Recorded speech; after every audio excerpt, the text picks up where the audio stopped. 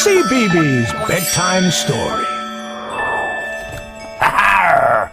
There must be treasure around here someplace. Oh, hello. I'm Toby. In fact, I'm Pirate Toby, and I'm looking for some treasure. Do you know where it's hidden? In tonight's bedtime story, Captain Flinn, is looking for some treasure too, and it's called Captain Flinn and the Pirate Dinosaurs.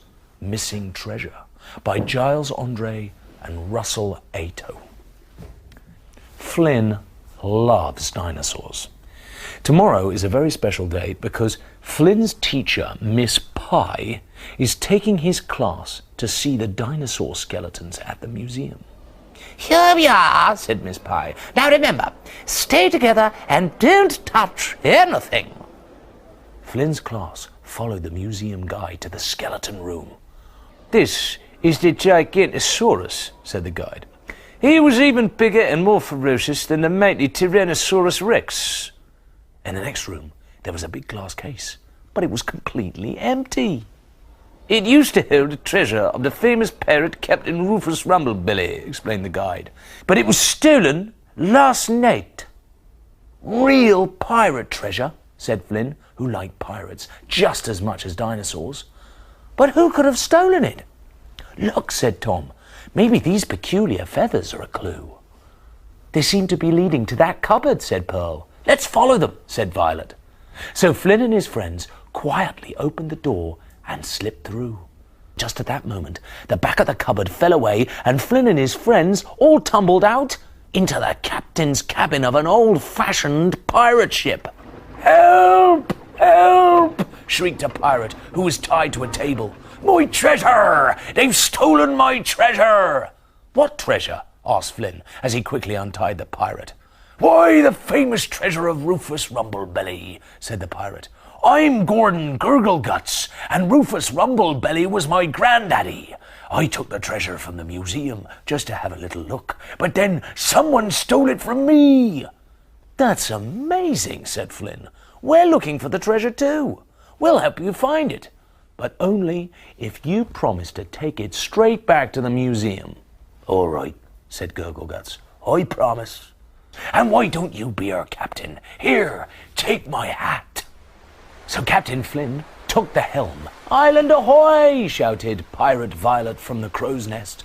Follow me, everyone, said Captain Flynn. There's thick jungle ahead, and we don't want anyone to get lost. Gurgleguts? Gurgleguts? Where are you? Wait, said Pirate Pearl. What's that noise?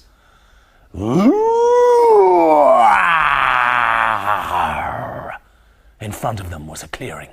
Captain Flynn peered into it and shuddered. Pirates, he said. But they're not just ordinary pirates. They're pirate dinosaurs.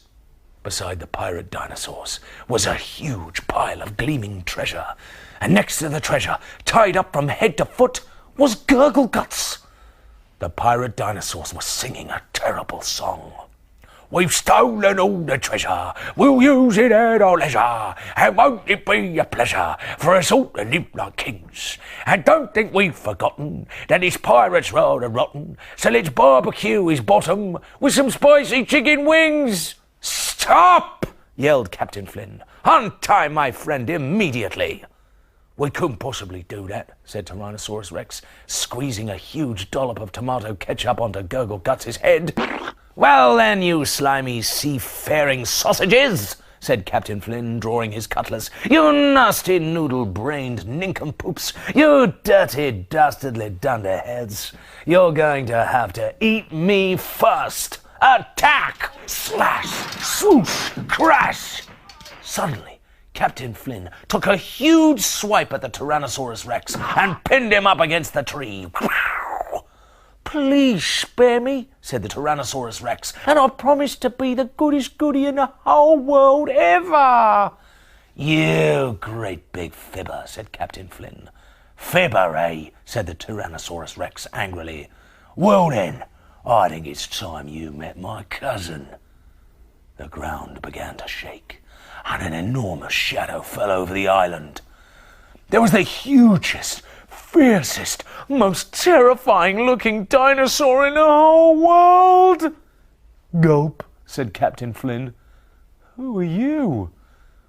I'm Gigantosaurus, roared the dinosaur. Nothing in the whole world ever frightens me. Then suddenly, ah! cried Gigantosaurus. Spider, help! A tiny spider was hanging from Captain Flynn's pirate hat. Well, shiver me timbers, said Flynn. Fancy a big old dinosaur being scared of a teeny-weeny spider. They're just so creepy and crawly, wailed the Gigantosaurus. Keep them away from me, please. In all the commotion, Captain Flynn saw his chance. He quickly freed Gurgle Guts, and in a flash, all the pirate dinosaurs and the Gigantosaurus were tightly tied up. Quick, gang, he said. Let's get back to the ship. It's time to go home.